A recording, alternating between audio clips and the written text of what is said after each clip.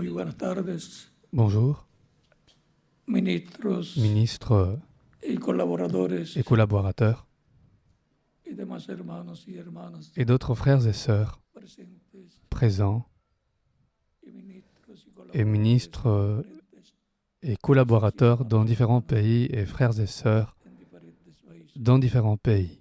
Y también Et aussi Dr. Miguel Bermúdez Marín, Dr Miguel Bermúdez Marín, allá en el Brasil, là-bas au Brésil, en Franca, à Franca, Sao Paulo, dans le Sao Paulo au Brésil, y el reverendo Antonino, et le révérend allá en Franca, Antonino là-bas à Franca, y todos los que se encuentran et allá tous ceux qui se trouvent là-bas en Franca, à Franca, São Paulo, dans le Sao Paulo au Brésil. reciban todos mis Recevez saludos tous mes salutations y et que Dios nos ayude que Dieu nous aide en en ce el tiempo final temps de de la este fin año et qu'il nous donne quelque chose que necesitamos dont mucho de parte nous avons beaucoup besoin de la part de Dios. de Dieu. Dice en San Juan capítulo Dans Saint Jean chapitre 14,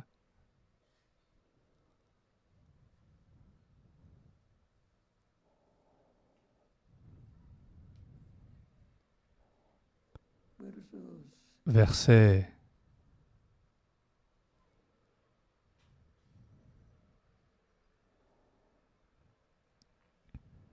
9 en adelante, 9 et suivant, il est 7 en dit, adelante, au 7 et suivant, San Juan capítulo 14, Saint Jean chapitre 14, verset 7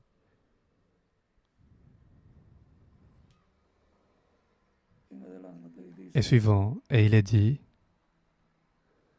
aún el 6, même le 6, verset 6, les dijo, Jésus lui dit, yo soy el camino je suis le chemin, y la verdad la vérité y la vida. et la vie.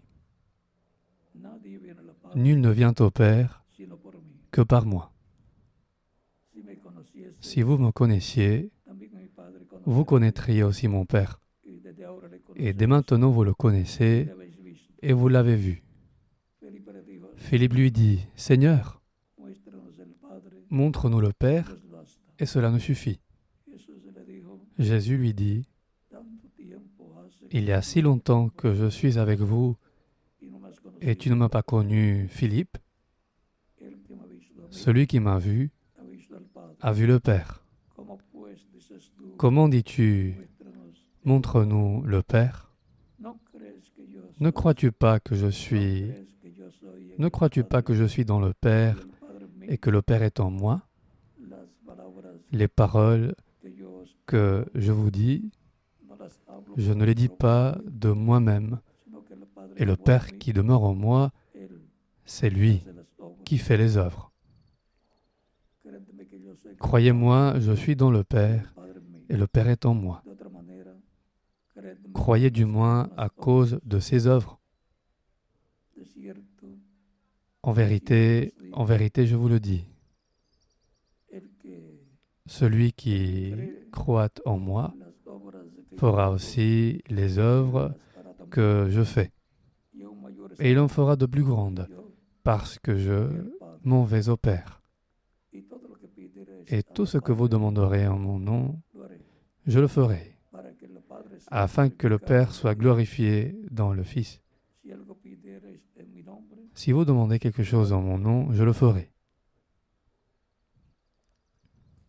si me amáis, Si vous m'aimez, guardad mis mandamientos, gardez mes commandements. y yo rogaré al Et Padre, moi, je prierai le y Père, él dará otro et il vous donnera un autre consolateur, esté con vosotros afin qu'il demeure éternellement para siempre.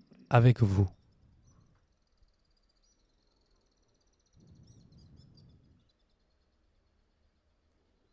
Todavía un poco, Encore un peu de temps, y el mundo no me verá más. et le monde ne me verra plus. Mais vous, Me veréis, vous me verrez, porque yo, car je vis, vosotros et vous vivrez viviréis. aussi. En aquel día, En ce jour-là, vosotros conoceréis vous que yo connaîtrez soy que je suis en mi Padre, en mon Père, y vosotros en mí, que vous êtes en moi, y yo en vosotros. et que je suis en vous. Celui qui a mes commandements et qui les garde, c'est celui qui m'aime. Et celui qui m'aime sera aimé de mon Père. Je l'aimerai et je me ferai connaître à lui.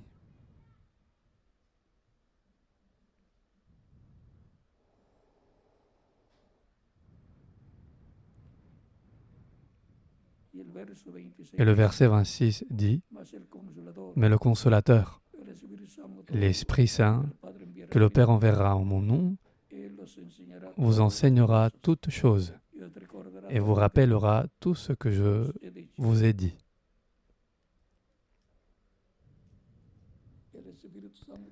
Le Saint-Esprit, la force qui nous soutient. Vous pouvez vous asseoir, s'il vous plaît.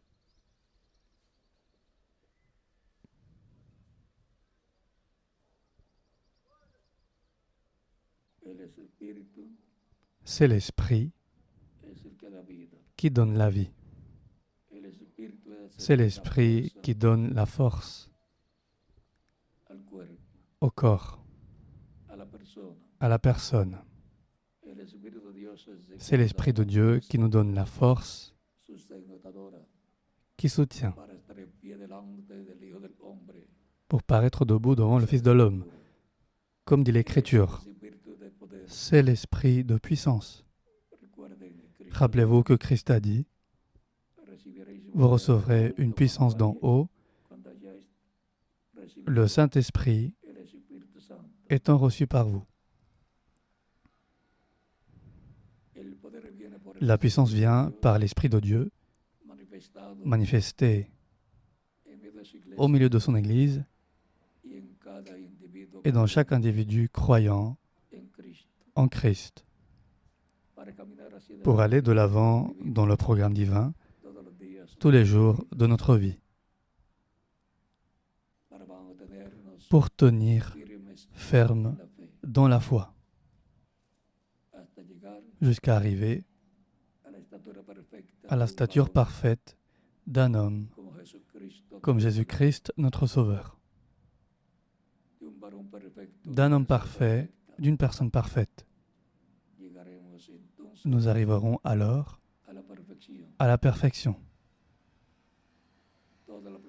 Toute la plénitude de Dieu sera dans chacun des croyants en Christ. Au temps des apôtres, quand Christ était sur la montagne de la Transfiguration avec Pierre, Jacques et Jean,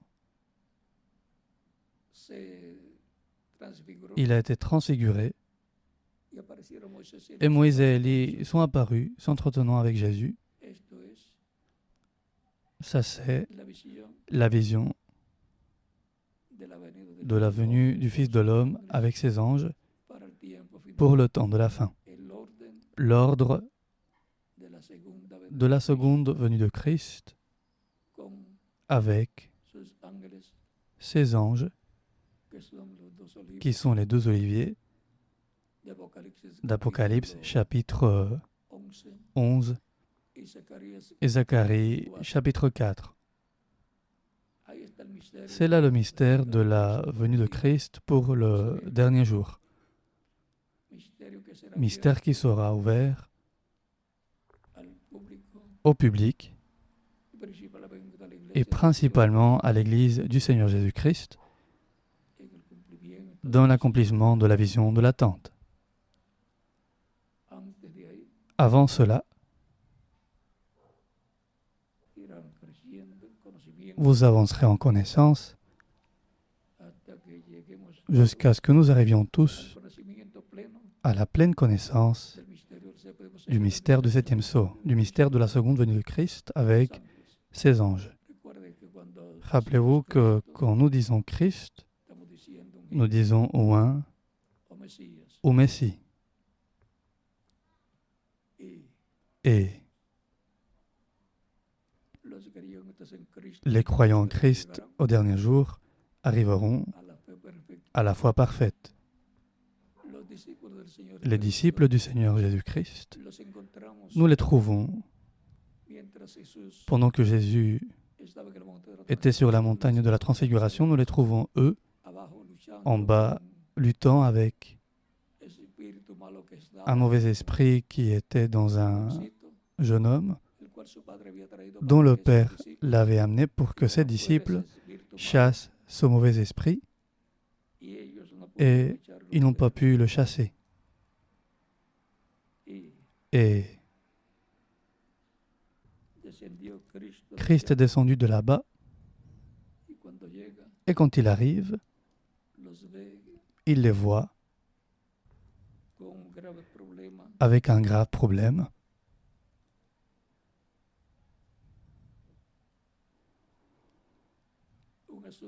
Une affaire qui montrait que ses disciples manquaient de quelque chose. La première chose, c'est que Jésus n'était pas avec eux là. Maintenant, nous allons lire le chapitre 17 de Saint Matthieu, versets 14 et suivants. Il est dit: lorsqu'ils furent arrivés, c'est-à-dire lorsque Jésus est descendu de la montagne avec Pierre, Jacques et Jean, et qu'ils sont arrivés là où se trouvaient les autres apôtres, en bas, pas en haut sur la montagne, mais en bas. Lorsqu'ils furent arrivés près de la foule, un homme vint se jeter à genoux devant Jésus et dit: Seigneur, aie pitié de mon fils, qui est lunatique et qui souffre cruellement. Il tombe souvent dans le feu et souvent dans l'eau. Je l'ai amené à tes disciples et ils n'ont pas pu le guérir. Race incrédule et perverse, répondit Jésus. Jusque à quand serai-je avec vous? Jusque à quand vous supporterai-je? Amenez-le-moi ici. Jésus parla sévèrement au démon qui sortit de lui, et l'enfant fut guéri à l'heure même. Alors les disciples s'approchèrent de Jésus et lui dirent en particulier: pourquoi n'avons-nous pu chasser ce démon? C'est à cause de votre incrédulité, leur dit Jésus. Je vous le dis en vérité, si vous aviez de la foi comme un grain de sénévé, vous diriez à cette montagne: transporte-toi d'ici là, et elle se transporterait. Rien ne vous serait impossible. Mais cette sorte de démon ne sort que par la prière et par le jeûne.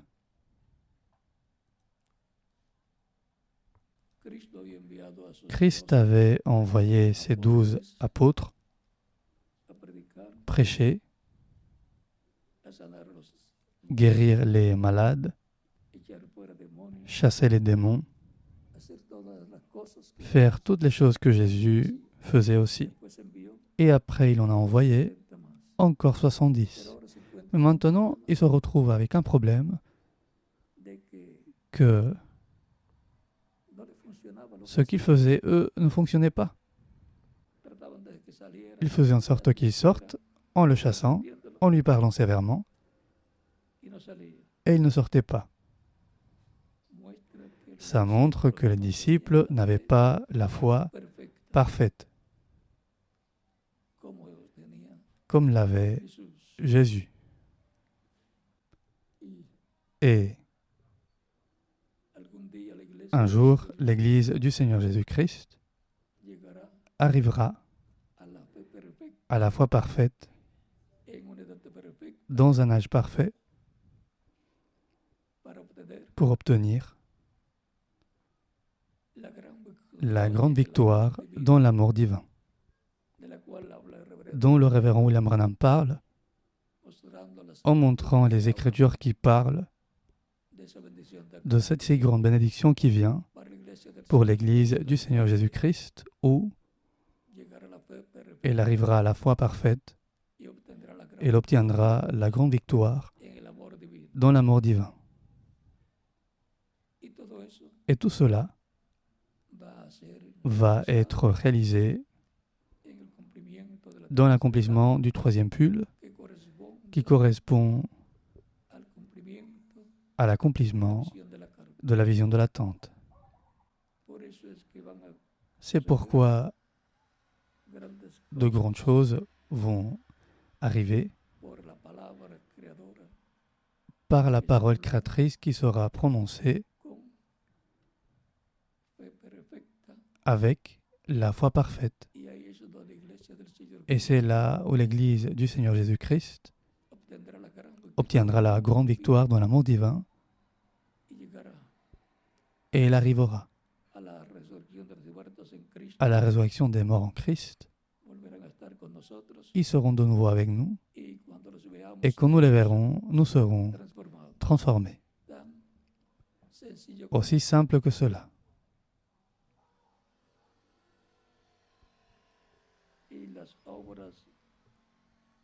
Et les œuvres dont l'Écriture dit, les œuvres que je fais, vous aussi vous les ferez. Ce sera une réalité dans cet âge parfait qui est l'âge de la pierre angulaire, où on obtiendra la grande victoire dans l'amour divin, à tel point qu'on obtiendra la grande victoire sur la mort physique, parce que nous serons transformés. Et ceux qui sont morts, croyant en Christ, ils retourneront, ils ressusciteront dans des corps glorifiés. Ils sont dans leurs corps théophaniques, corps angéliques, autrement dit, dans des esprits, dans le monde des esprits, dans la 6e dimension, dans laquelle Jésus-Christ descendra, et après un jugement qu'il fera avec les chefs. Ensuite, il viendra sur la terre, il les ressuscitera dans des corps éternels et glorifiés, et quand nous les verrons, nous serons transformés. Aussi simple que cela.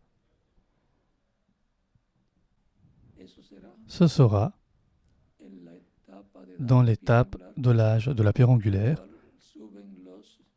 à laquelle montent les croyants en Christ à l'appel de la trompette, la voix de Dieu, la voix de Christ, appelant à monter à cet âge, tout comme il en a été d'âge en âge, Christ en esprit dans le messager de chaque âge.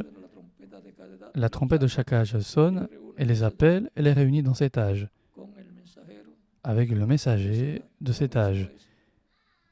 Il en est de même pour notre temps dans l'âge de la pierre angulaire, où, à un certain moment, cette étape ou âge aura l'accomplissement de la vision de la tente. Et il arrivera à avoir la foi parfaite pour que tout ce qui est promis comme devant être fait par le Seigneur, qu'il le fasse au milieu de son Église, dans cette étape, dans cet âge, et rien ne sera impossible à Dieu dans sa manifestation finale.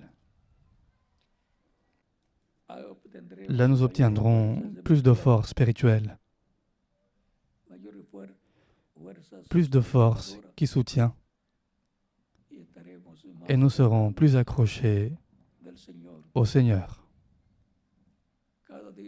Chaque jour, nous devons être plus accrochés parce que nous ne voulons pas que rien de ce que Dieu a pour nous, pour ce temps de la fin, ne nous échappe dans l'âge glorieux qui nous a été donné de vivre, l'âge de l'amour divin, l'âge pour la grande victoire de l'amour divin, l'âge pour la foi parfaite, l'âge pour l'accomplissement de la vision de l'attente, l'âge pour l'accomplissement du troisième pull,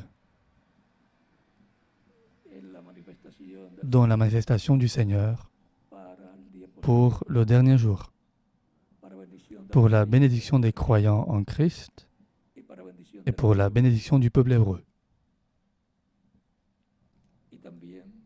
Et aussi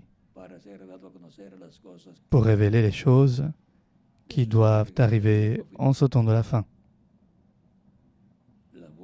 les bonnes et les mauvaises, les bénédictions et aussi les jugements divins. Certains auront les bénédictions et d'autres les jugements divins.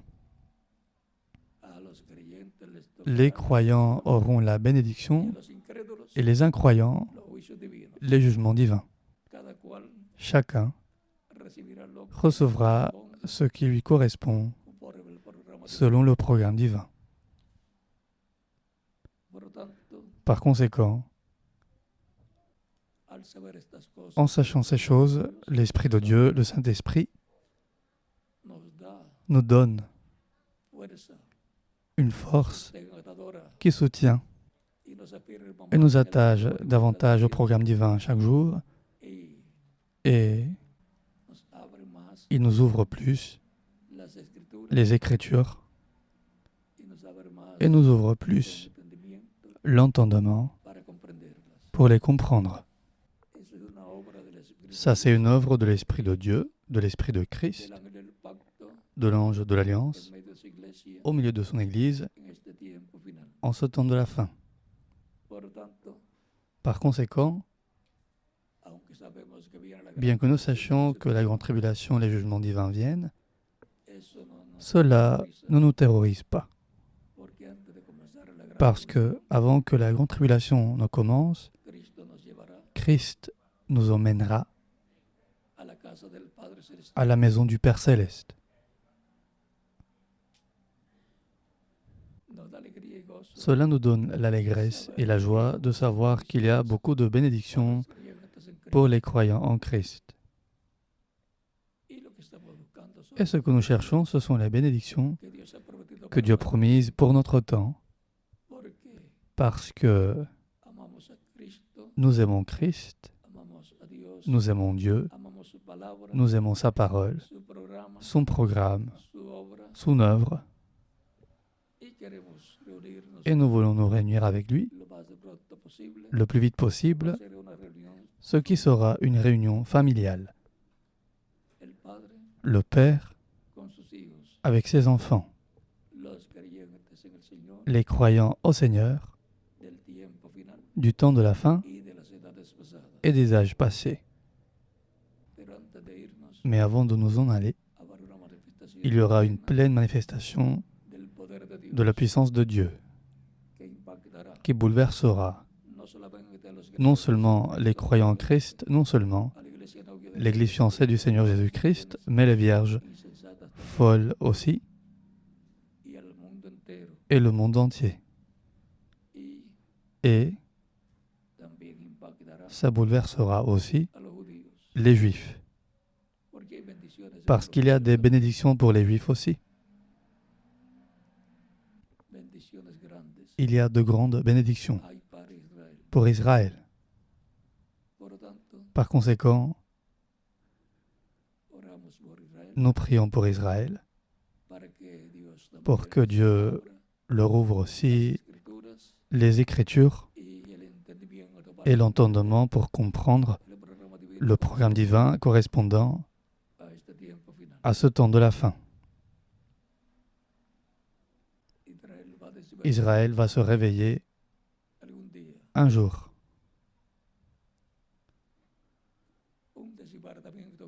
un grand réveil est promis. Et ça va arriver selon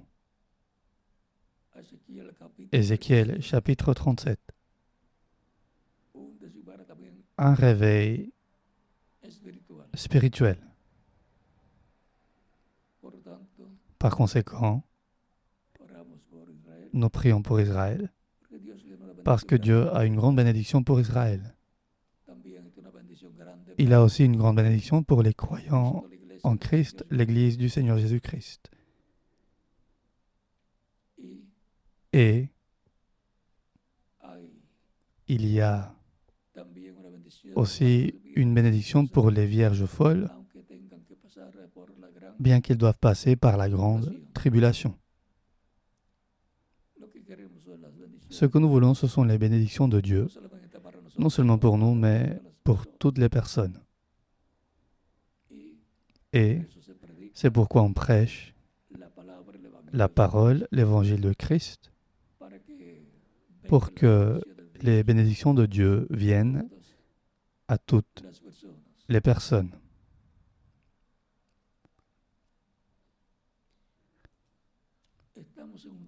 Nous sommes dans un temps très important où nous savons que quelque chose de grand va arriver. Et la grande chose qui va arriver est ici dans la Bible. Parce qu'avant que Dieu ne fasse les choses, il les prononce. Depuis la Genèse jusqu'à l'Apocalypse, c'est là tout ce que Dieu réaliserait. Par conséquent,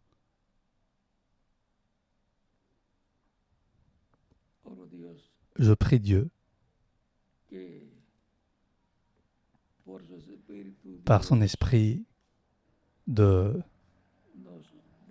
nous donner de la force, de nous soutenir en ce temps de la fin et que s'accomplisse en nous tous ce que dit Saint Luc chapitre 21 versets 30 à 36 ou 25 à 36. Paraître debout devant le Fils de l'homme. Cela était pour moi un grand privilège d'être avec vous hier, aujourd'hui et demain.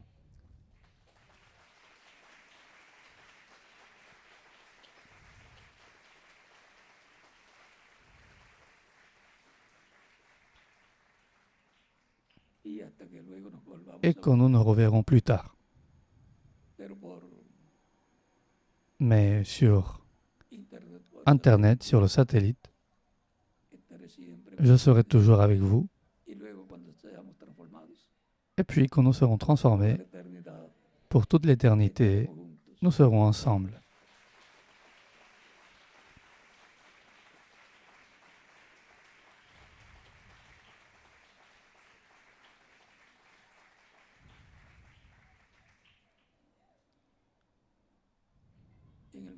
Dans le millénium, nous pourrons poursuivre rendre visite ceux d'autres âges. Probablement, chaque messager, avec son groupe, formera, disons, une nation.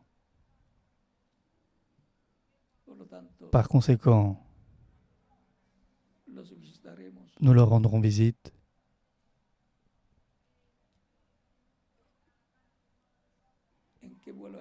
avec quel vol aérien? Si la tribulation en finit avec tous les systèmes de transport qu'il y a actuellement, les croyants en Christ voyageront comme Jésus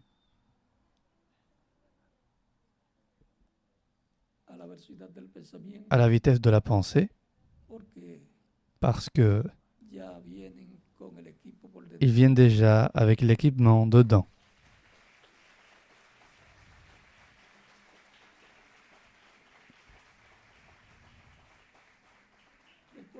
Vous rappelez-vous que Jésus disait à ses disciples, allez dans tel endroit, dans telle ville, là-bas on se voit. Quand ils y arrivaient, Jésus y était déjà arrivé. C'est que dans le corps glorifié, il n'y a pas de limitation. Vous voyez, les anges apparaissent et disparaissent. Ils apparaissent dans ces dimensions terrestres et ensuite, ils retournent dans la dimension des esprits et là, il n'y a pas de limitation. Par conséquent, cela, nous allons le connaître bientôt dans cette glorification que nous aurons. Et nous allons être dans la fleur de la jeunesse, de 18 à 21 ans en apparence. Et ça c'est pour le millénium et pour toute l'éternité.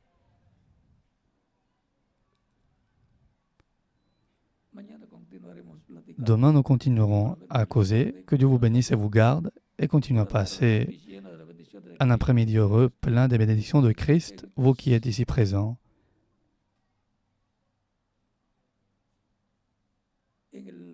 À El Paso, dans le Texas, et vous qui êtes dans différentes nations aussi.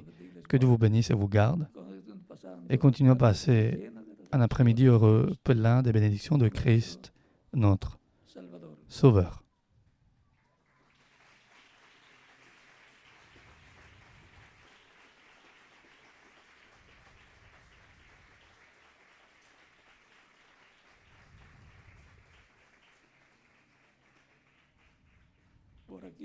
Je laisse par ici le révérend Juan Ramos. Et dans chaque pays, celui qui doit, le ministre qui doit continuer. Et là-bas où se trouve Miguel, je laisse aussi Miguel et le révérend Antonino, celui qui le devra d'entre les deux. Que Dieu vous bénisse et vous garde et continue à passer un après-midi heureux, plein des bénédictions de Christ, notre Sauveur.